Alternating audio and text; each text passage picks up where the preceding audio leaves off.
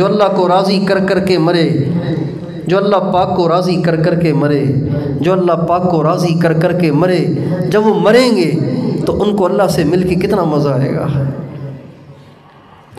فَأَمَّا إِن كَانَ مِنَ الْمُقَرَّبِينَ فَرَوْحٌ وَرَيْحَانٌ وَجَنَّةُ نَعِيمٍ وَأَمَّا إِن كَانَ مِنْ أَصْحَابِ الْيَمِينِ فَسَلَامٌ لَكَ مِنْ أَصْحَابِ الْيَمِينِ وَأَمَّا إِن كَانَ مِنَ الْمُكَذِّبِينَ الضَّالِّينَ فَنُزُلٌ مِّنْ حَمِيمٍ وَتَصْلِيَةُ جَحِيمٍ إِنَّ هَذَا لَهُوَ حَقُّ الْيَقِينِ فَسَبِّحْ بِاسْمِ رَبِّكَ الْعَظِيمِ۔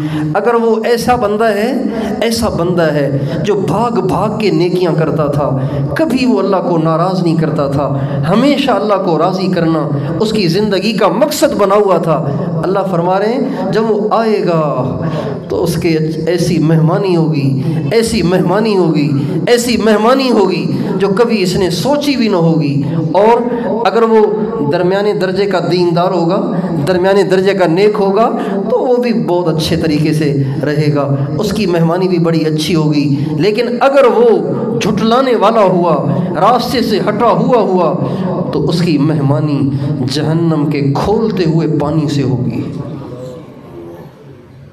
ان هذا له حق الیقین، یہ باتیں نہیں ہیں، یہ حقیقت ہے۔ اللہ کہہ رہے ہیں یہ حقیقت ہے، یقین جانو میں سچ کہہ رہا ہوں۔